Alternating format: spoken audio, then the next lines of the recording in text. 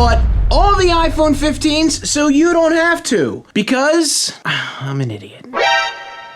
If you found this video by it being suggested, I do all things related to Apple, the good and the bad. If that sounds like your thing, please go ahead and give this video a thumbs up.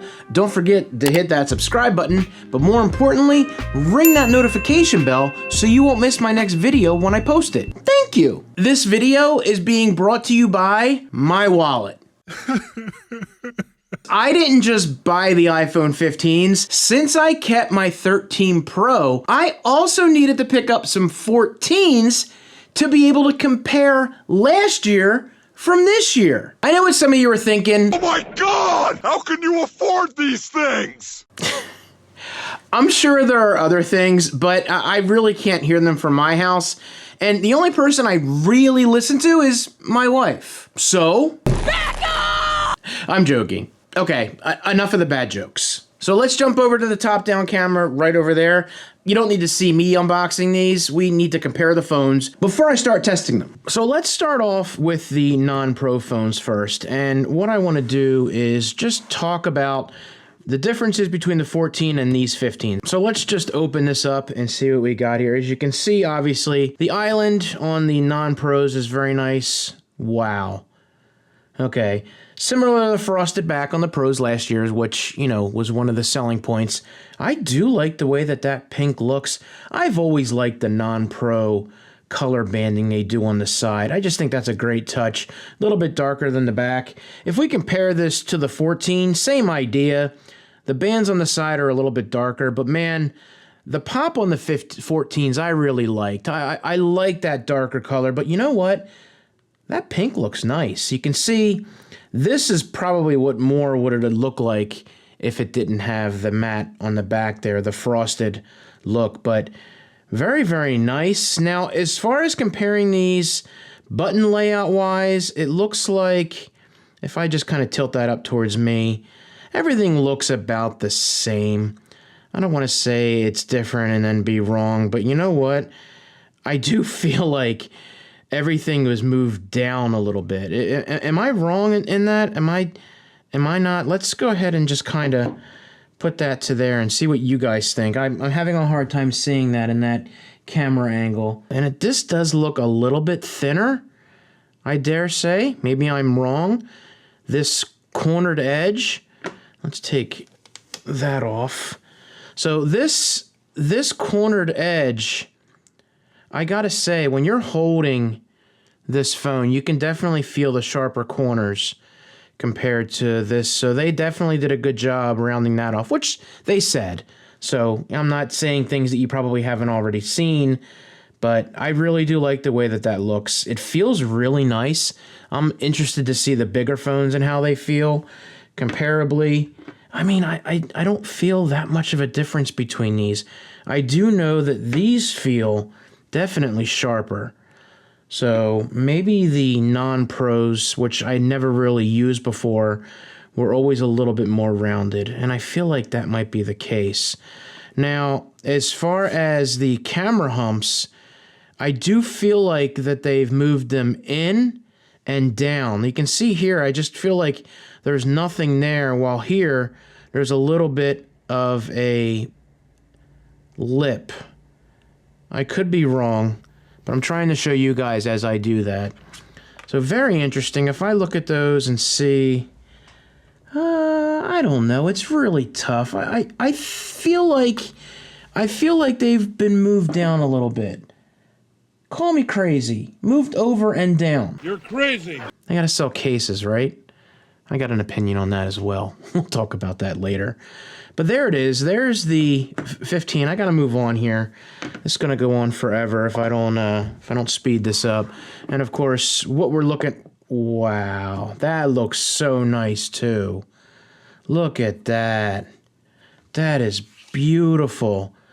Now this green here reminds me of what the 12 mini looked like. My daughter has the 12 mini. That's more of a mint, darker mint green. This is obviously the lighter. But then they do look really nice. I like what they've done with them. They just look good.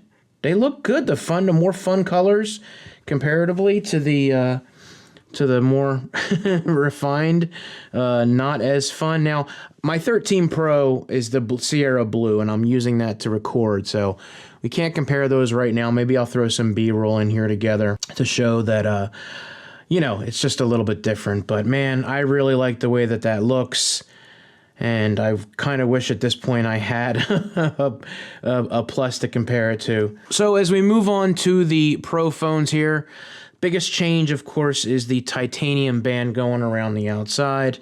I really do like the stainless steel, and I gotta say, I didn't have the black before. I always had the, you know, the more of a chrome finish on the front of that, but I didn't realize that that black chrome looks so sleek. This color with, like, you know, like a lighter back would have looked so awesome.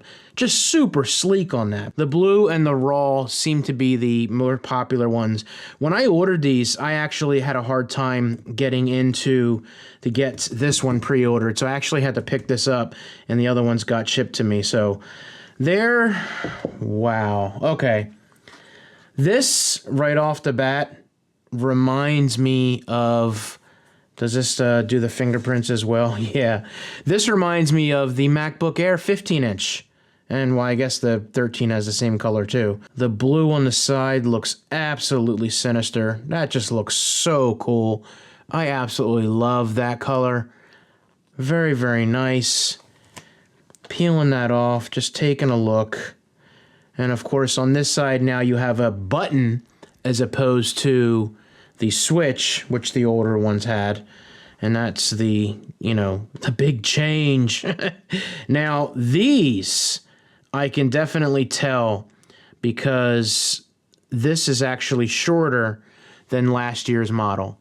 That I know for a fact. I actually had looked that up. And yeah, you can see that that is definitely shorter. As far as the sides go, also feels not as wide on there. As far as the camera humps go, they look about the same to me. But there's the button. And as a matter of fact, you know what? Let me go ahead and set this up real quick. Okay, so we are all set up, and this actually pops up when you're setting the phone up too, but I wanted to look to see where you could mess with it after the fact. And if you go into settings, there is an action button there. And this is the same thing you see when you first set the phone up. It's a little bit different of an interface compared to what you're used to with Apple, but hey, that's actually pretty cool. So you have the ability to select silent, focus, which you can set up and change, I believe, to the way that you want. Yeah, they got sleep on there as well.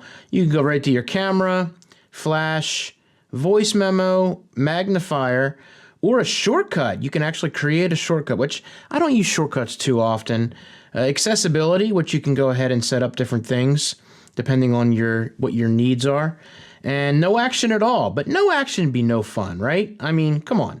So I'm thinking, when you are on here, I have the ability to go to the camera and the flashlight fairly quickly. So I don't see the point in doing that, right? So silent or, I mean, I don't know. I think I'd have to figure out something down the road, but I'm just going to go ahead and go with silent, right? I mean, that's what we're picking here. So I believe if you push the button and hold it down, boom, there you go.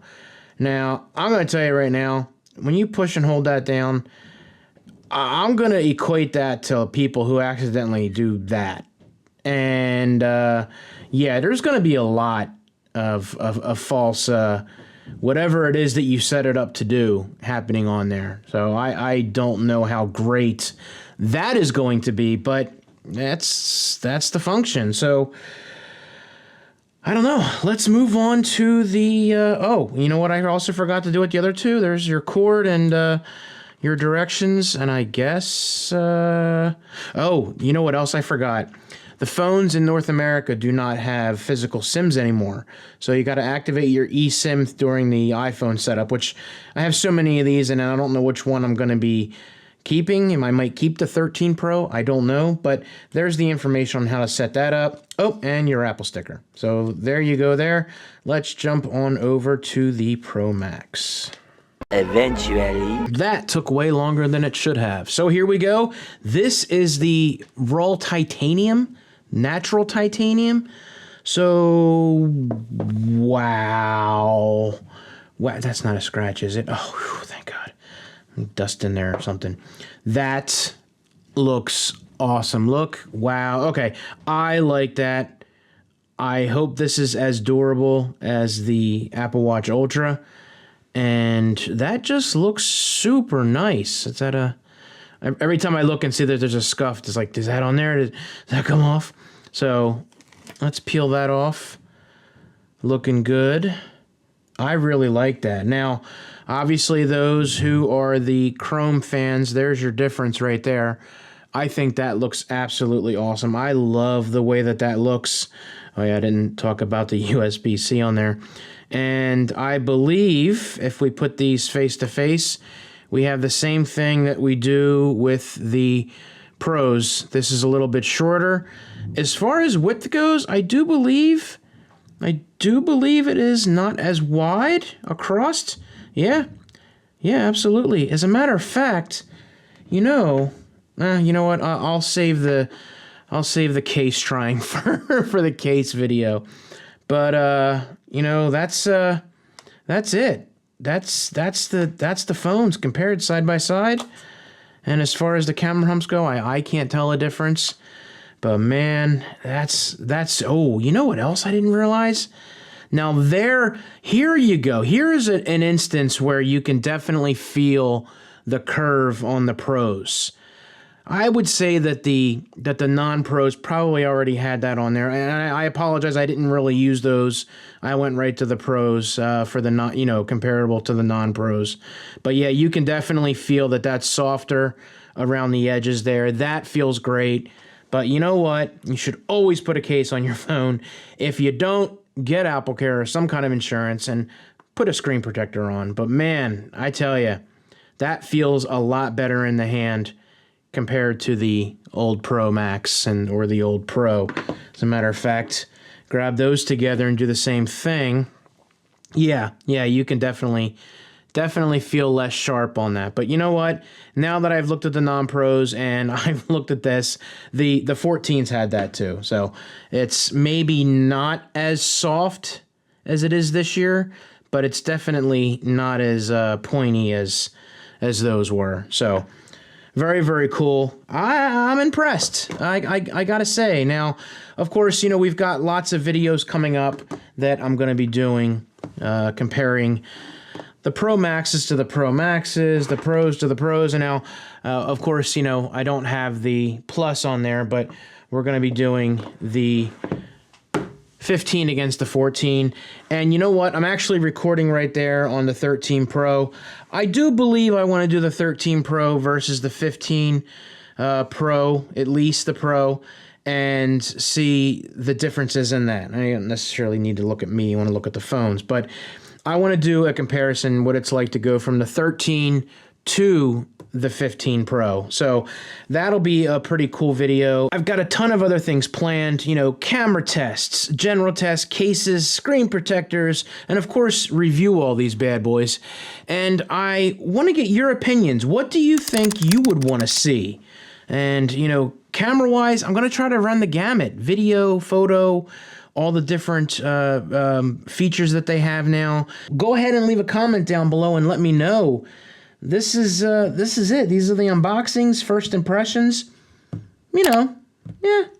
I don't know if they necessarily do really that much different, but they do look cool. So if you want to check out all the videos I've done so far on the iPhone 15s, go ahead and check out the playlist right here. Don't forget to hit that subscribe button. You guys take it easy, and I'll see you in the next video. I can't just do one of these, but I'm still here. It's just a wide angle. Or maybe I punched it in a little bit, and now you can't see me. Ah!